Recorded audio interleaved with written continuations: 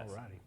Time to take a look at some of the headlines that are from nationally and internationally. We're taking a look at the Israeli forces that bombarded Palestinian refugee camps in Central Gaza today. And residents said in an apparent preparation to expand their ground offensive into a third section of the besieged territory. Some terrific video here. The opening of a potential new battle zone points to the long and destructive road still ahead as Israel vows to crush Hamas after those October 7th terrorist attacks in southern Israel. For weeks, Israeli forces have engaged in a heavy urban fighting campaign in northern Gaza, the destruction unspeakable in some ways. Despite international pressure for a ceasefire and U.S. calls for a reduction in civilian casualties, Israeli Prime Minister Benjamin Netanyahu this week warned that the fight, quote, isn't close to finished.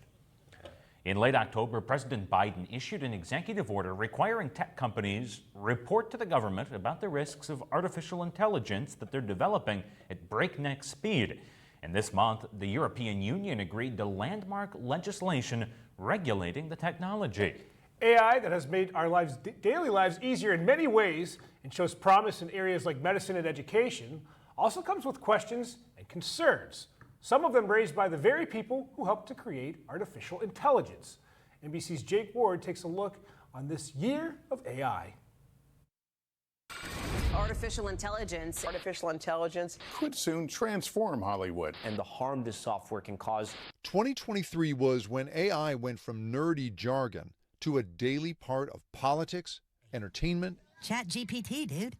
even schoolwork. How many of you use the AI like ChatGPT or Bard in this discussion? It has come at us very fast. ChatGPT from industry leader OpenAI now has 100 million weekly users just since its launch last year, with 92% of Fortune 500 companies using the technology, according to the company. But beyond ChatGPT, the stuff AI did this year is amazing. It caught a glimpse of our thoughts. So as long as I have seen it and you know the patterns of my brain, then the AI will read that out of my brain. Yes, exactly. Spotted mental health risks in children. An output will say this is a patient at high risk, this is a patient at low risk. And created tons and tons of weird art. The godlike power to commission any artist in history. Yeah, that's the fun part. But as 2024 approaches, AI's ability to trick anyone's eyes could be the end of trust. Deepfake, face swap, unbelievably easy to do. Right. In just the time it took us to set up our cameras, UC Berkeley professor Hani Farid made me look like I had starred in Doctor Strange. This is On my laptop. On your laptop in half an hour, 10 minutes. Yeah. 10 minutes. Wow. But that same tech in our politics can be dangerous. The Republican National Committee already aired one AI-generated ad full of fake imagery. Closed the city of San Francisco this morning. Go to Slovakia right now where the Russians are trying to interfere with the elections. Go to the Sudan where we're seeing fake audio trying to stow civil unrest. Still, David Holtz, founder of AI art company Midjourney, said earlier this year that the risk of misuse is not worth giving up on AI. It's better just to trust people that they're going to use things in good ways. You're always going to get some edge case. That's just what having an effect on the world is like.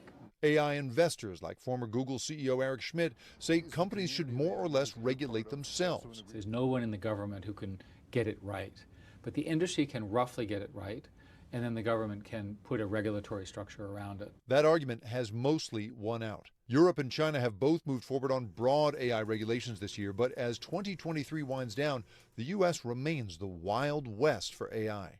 A world-changing technology moving so fast and with little sign of slowing down. Jake Ward, NBC News.